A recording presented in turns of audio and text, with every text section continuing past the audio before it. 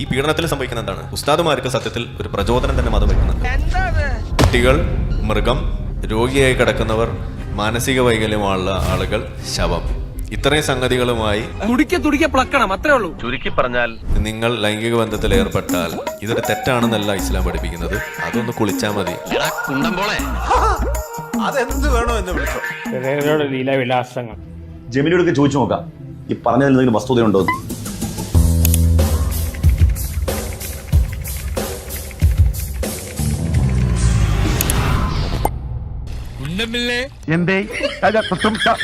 ഇതാണ് പഠിപ്പിക്കുന്നത്. ഇത് നമ്മൾ പറയുമ്പോൾ ഇത് ഏത് മദ്രസയിലാണെന്ന് ചോദിക്കും. കൃത്യമായിട്ട് പറഞ്ഞാൽ ദിയോബന്ദ് മദ്രസ ദിയോബന്ദ് എന്ന് പറയുന്ന സ്ഥലത്ത് തന്നെ ഉണ്ട്. അവിടെ പോവാ ചോദിക്കാം. അവിടുത്തെ കിതാബിൽ ഈ സാധനം എഴുതി വെച്ച് അവരവരുടെ ഫത്വ കൊടുക്കുന്ന ഒരു ചോദ്യങ്ങൾക്ക് ഉത്തരം കൊടുക്കുന്ന ഒരു സൈറ്റൊക്കെ ഉണ്ട്. അതിനകത്ത് ഇത് പച്ചക്ക് എഴുതി വന്നപ്പോഴാണ് നാട്ടുകാർ അറിയുന്നത്. ഇനിയിപ്പോ ശവം പോയിട്ട് ശവത്തിന്റെ ഒരു അസ്ഥി പോലും നമുക്ക് കിട്ടില്ല. മദ്രസ അധ്യാപകരാകാൻ വേണ്ടി പോകുന്ന ഉസ്താദുമാരെ പഠിപ്പിക്കുന്ന സ്ഥലത്ത് അവർക്ക് കൊടുക്കുന്ന ഇൻസ്ട്രക്ഷനാണ്.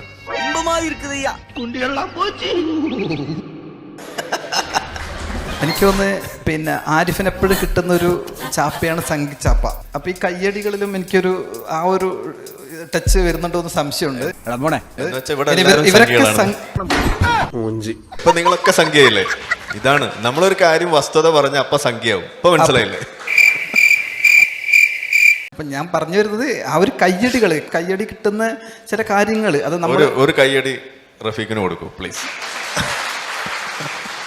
ഷോക്കോ ഞാനങ്ങോട്ട് ഇല്ലാണ്ടായി പോയി. അപ്പൊ തുടങ്ങാം അല്ലേ?